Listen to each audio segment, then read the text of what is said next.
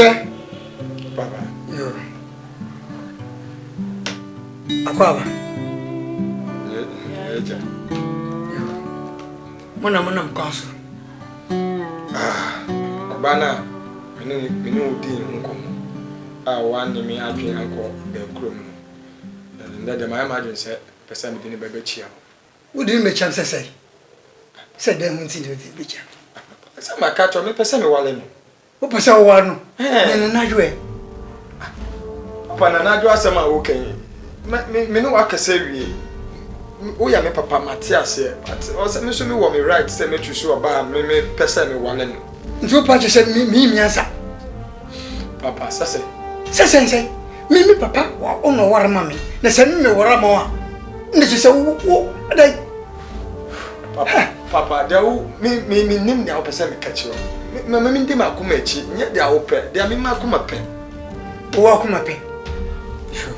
Rebel for it. Tina, now catch yourself. Oh, here. Yeah, that didn't patch me in the moon come open. We were doing what she say.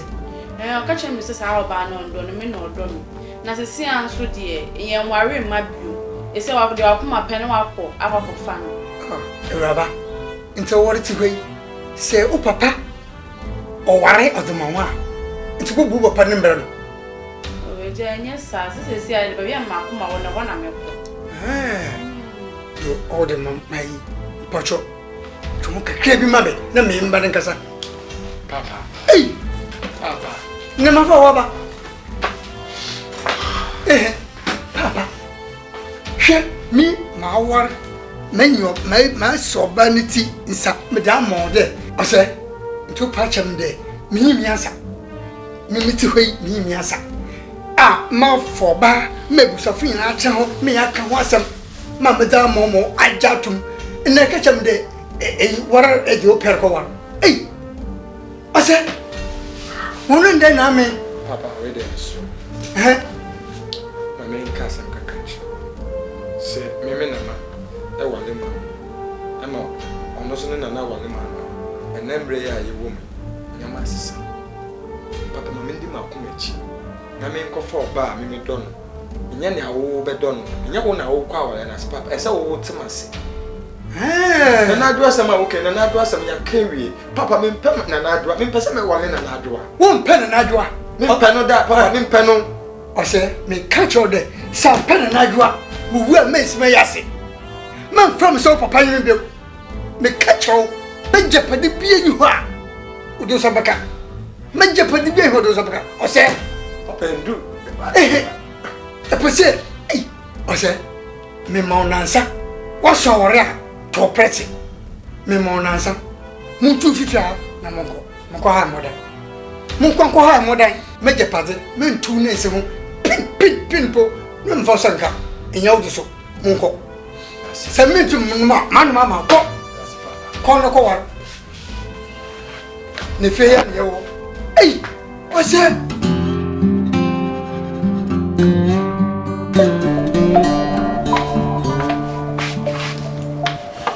The baby added. Baby, I don't know why I was answer.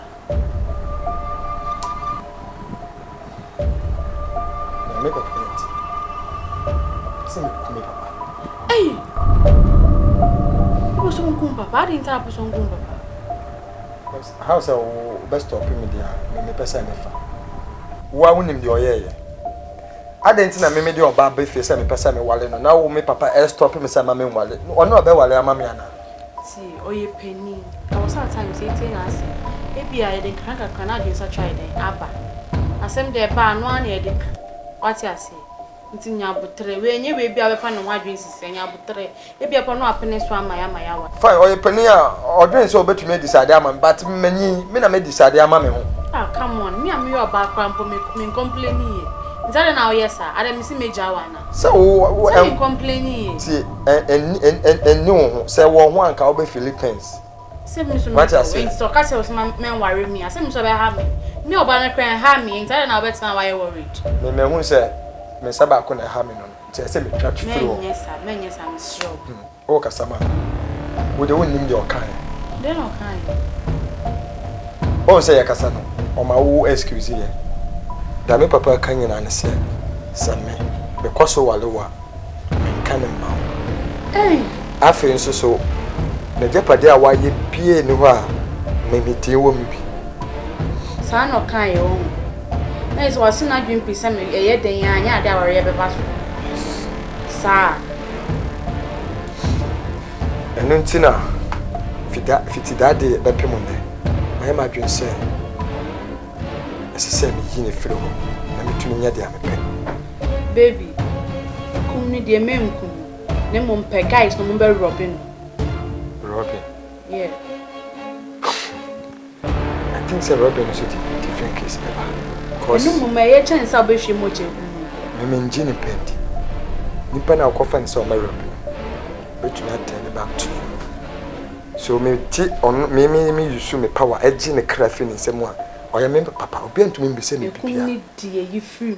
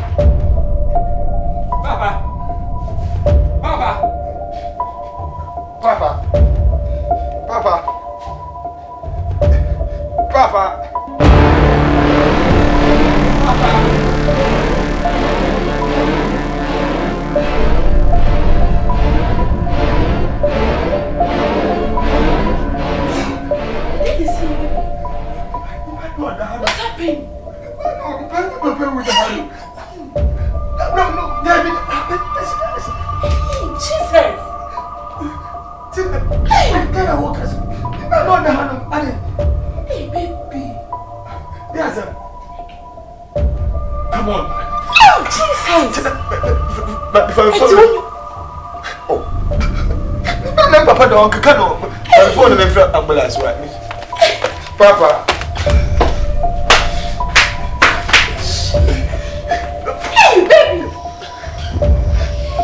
Papa. All right, I'll say. Okay, thanks for the question so far. All right. So, what is the relationship between you and your dad? Oh no, Papa and Tim, what to say? My name is Papa and Tim. You okay? Because very okay. Yeah. Okay, there's no issue. Yeah. Okay, now we'll go on way. Tina, yeah. Like, you live cool. Tina and my dad, they are very cool. Everybody's cool. Okay. Yeah. The reason why I'm asking all this is because, like, I just want to know if there is any argument anywhere. Like, you guys argued, like, no. for the past month, past week. No, nothing we are, like that. Yeah. Okay. As I'm saying, we are very cool, close to each other. So, how did the whole thing happen, the incident? And where were you? And at which time were you present at the scene? So, yeah, that's sorry, you know. I said, I'm checking my paper up. You know, me be down.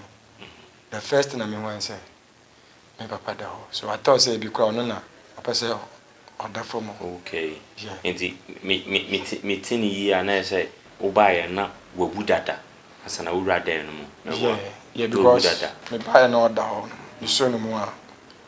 Me tieni no homia. Me satu na koma. That means say the moment I'm a room na we would that. Yes, we would that. Yeah. Before better and you may not the education. One complaint so Yaribi and I said Yaribi on who? No. Yeah, my dad is okay. Yeah. Okay. Okay. I'll say I think I would like to have a word with your girlfriend. Tina. Yeah, Tina. Oh, no problem. You can go ahead. All right. So kindly help me call her. Thank you.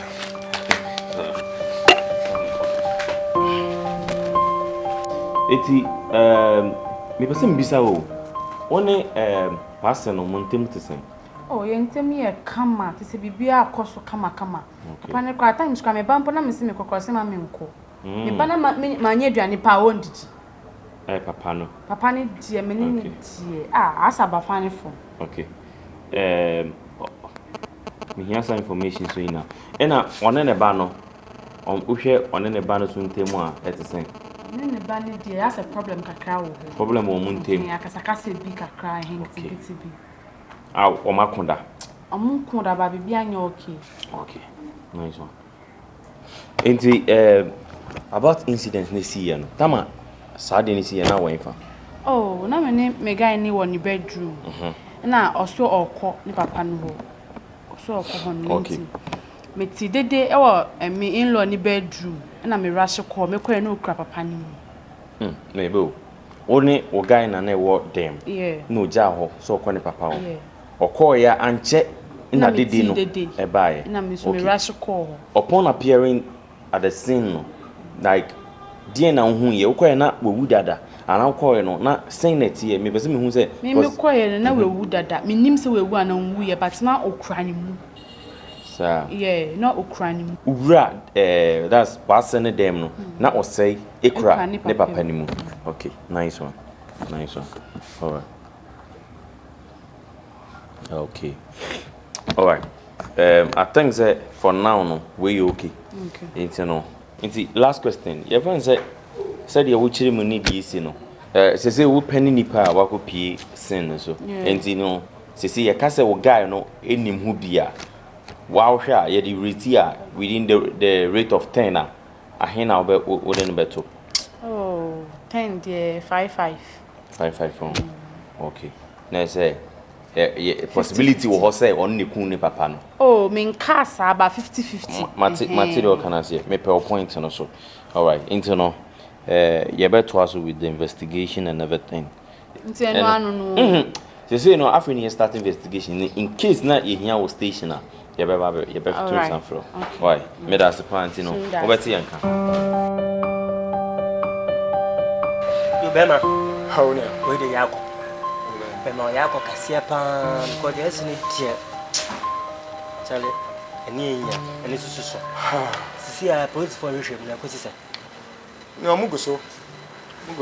Mo ha no ma frɛ no ma toto ano. Mo ho no ma frɛ no atoto ano. A whole lot of stress na no dey from sa. Unim aba ne sa ne say ya o. We be ko e be frɔ office we ne in charge ne dey bobo sa e be bobo charges bebre. But they have me pants see and so about this again. Asem ne see no na again o frɛ bi ana so no. Me ne say oba me ne netifi. O ho bi even kura no incidents ni see ya me we inside no. Me ne na wo. But we say we are aware say police for no be ya asem no hwem am guso ya wo hwem. Oba the side no. Police for yen hwem no. We be send there wa ka che police for no. I think say me who him because say me my try me statement no so I try statement. Oh we say who him we say. Bema. Na me ka asem cho. Issue na esi no. Woni oba no pentem because we kan atre. Onu we firim aka mu mienu pe na dey say ye mu hwehwemo wona adeni na agira wo so na oba no na be kan oba no dey say oye we sisi a oba no ye third party sisi a onu na asem na se be si yeyo sense yeyo e be gira no so ndo wo say woni na trance no bisa no e bi okay police for no ba me yere yo na so oba me no be bobra yo kase on say ma kasa anya sa na okwa defend assembly a bitu den kakra bia edobato nsonhwem nti o say o look sharp unim baasa oba me ne netu no nim no ana me say o intelligent saso is smart nti no say me say assembly say bia na say question bi corner say favor me me so obe cover me see there's no need say management mekan the on can be ma me no hwe be ma didn't me be say so answer me na oba ni statement na okotwe no esisu say wona we kun papa oh how possible come chiro no come atin na bebia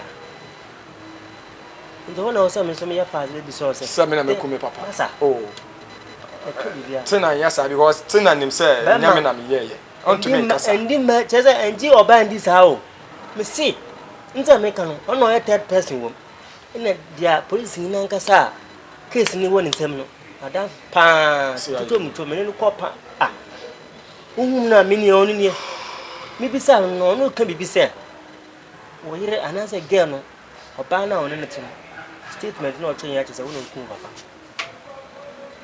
anu nta me en so me ba me na me hwa aran sa oba no aran na so nya aran ateni krom ha be bia se wo no we ku papa o pa ka che oba no hwe ne ye tina statement e wo police phone ni sem che se me na me ku me papa bia sa ke me guy no me padi pa bia kwa so wo say ya me no nampe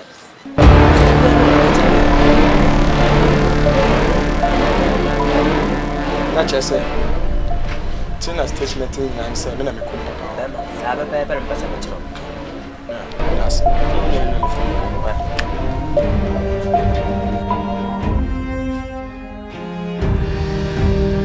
Tina. Hey, baby, what is it? Information by now the my police for. Nah, police for no more my information by media more. Tina, me say information by now the my police for. Ah, baby, calm down. What is it? Me say then I'll catch your police for. I told them what happened. Other almost my carry actual. Then I happen here. Then they see here. Ah, so me catch you say me betu so one of papa inside. I also who so we na me catch you. Nti e ba ne say na omo catch up say information man yan say me na me ku papa. Baby, calm down. Me man catch you and show me catch you what's happened and me catch you exact what happened and me catch you. So then I happen here. Nti on be say me ne me papa ntem te say no then I wo kai. Ah, me catch you so no papa ye ku. Ono papa ye ku bibi ansi munte. Nti how come say you point fingers on me say e me na me ku me papa. Ah, baby, o ntimasio me si me nko ka bibi abade ntire omo ye. Tina. They say na me catch you. Tina. Oh, baby. Tina, we are sure say no kra na wo catch me. Enu na me kan. Look into my eyes and tell me say they will catch you no enya no kra. Baby, they me catch you na enu na me catch you. Tina, just tell me the truth. Oh, baby, you are Freeze, Mr. Seng. Oh, this is a clear evidence. And this even shows that it's true. You are responsible for your daddy's death. You are under arrest. It's better you keep quiet. Anything you do or say will use against you in the court of law. Move it! Move, Mr. Seng. Mr. Seng. I said keep quiet. Let's go. Move it. Move it. Sit down.